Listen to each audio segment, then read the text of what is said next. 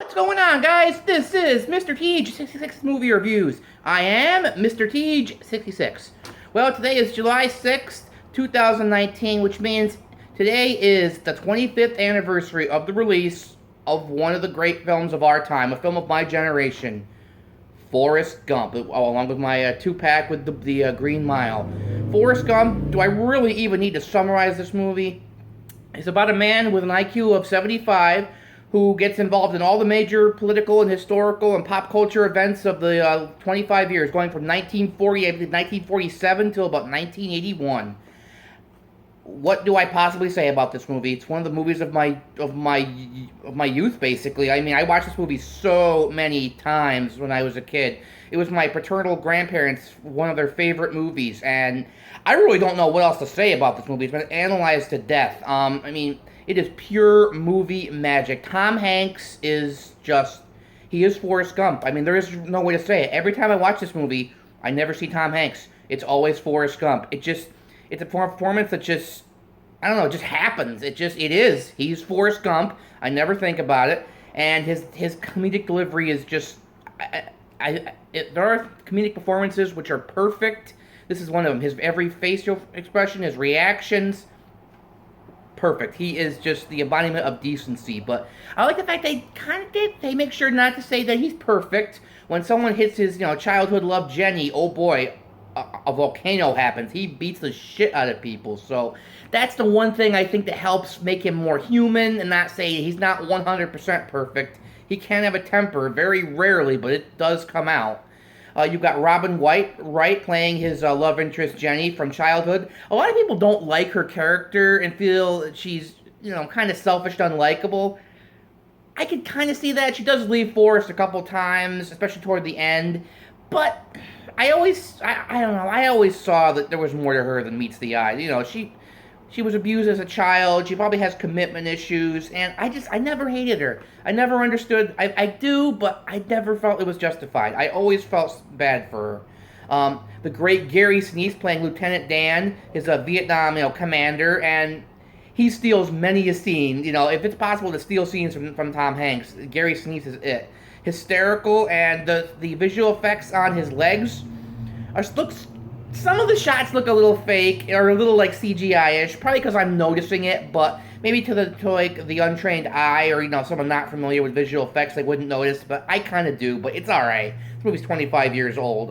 You've got Sally Field, who I swear should have gotten an Oscar nomination for this role. She plays Mama Gump, Forrest Gump's mother, and she is the embodiment of decency. She has a scene near the end of the movie where, spoiler warning, she's dying, that it just eats me up every time. She does such a perfect job with it. It's not a very long scene, doesn't hammer the points home too much, but it's affecting. This is one of the few films which it makes me, the waterworks start a little bit, toward the end especially. I mean, when Jenny dies and Forrest's reaction, at her gravesite, it just rips me apart every single time. Every time. And I guess I love what's the film about? Of course, has been the big question that's been plaguing academics for all these years, and I think it's about just going with the flow. Forrest just goes with the flow. Whatever happens, he just sort of accepts it, and just moves along. I really think that's the theme of the film, and fate versus free will, of course. My favorite scene of the whole film is again at the grave when Forrest goes. I don't know, if Mama was right or if it's Lieutenant Dan. I don't know if we each have a destiny or if we're floating around accidental like on the breeze. And he goes, I think maybe it's both. And I've never forgotten that, like it's something I still think about to this day. Like, how can it be both? Like, it's a fascinating philosophical question. I'm not like the deepest guy in the world. I can't say that, but it's something that's the accomplishment of this movie. 25 years later, I'm still thinking about it. The visual effects, for the most part, still pretty good. There's a lot more of them than I remember. There's a lot of background stuff. There's CGI helicopters which fly by at one point. I forgot how visual effects heavy this film is. It's a drama. It's not, a big sci-fi action flick or anything like that. And some of them don't look as good as others, but, you just kind of accept it. So I understand that. As for flaws, I mean, it's hard to say because I grew up with this movie, so I know it like the back of my hand. It's like an old friend. He's like an old friend I just see every couple of years. Again, maybe some of the visual effects don't look that great, and some people would say it's syrupy, sweetness does get a little annoying, and there's a lot of people. I guess there are people who hate this movie, and maybe I can see it. I think it's the near masterpiece. I really do. Robert Zemeckis this is still his highest grossing film to date, and he's done Back to the Future and Roger Rabbit, and he just glides this thing along perfectly. The soundtrack is fantastic as well. A lot of period songs, a lot of big songs. I mean, from that time. I don't know how much the budget was to get all these songs, but wow. I mean, it is just but it's used well. It's used to help fill in the time, as time goes on. Another thing I like, they don't use title cards to say what year it is. They do very subtle things, with the like license plates or on New Year's Eve, things like that. You feel the passage of time. Although it's very strange to see that Forrest doesn't really age in the film. Once he's played by Tom Hanks, there's no old age makeup or anything. You'd think they would do a little bit. I think that's on purpose. Maybe he's like not an immortal or anything.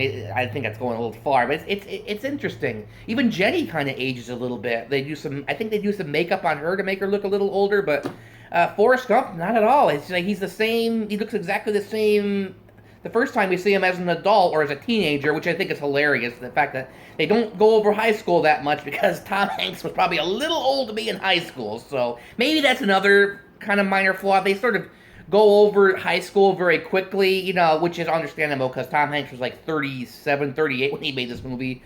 A little comedic to have him be in high school, but I think they could have turned it into a joke, but that's just me. But for rating-wise, this movie scores a 9.5. I mean, only reason I'm not giving it a 10 is maybe because some of the visual effects are a little, and some people could say it's a little syrupy and a little cornball, so I could understand their point of view, so I'll just take half a point off for that, just so it can't be a perfect movie, because there's no such thing as a perfect movie, but that's my review of Forrest Gump. If you haven't seen it, I don't know what you've been waiting for. It's one of the most watched films probably the last 25 years. Anyway, this is Mr. T 66, and I will see you next time.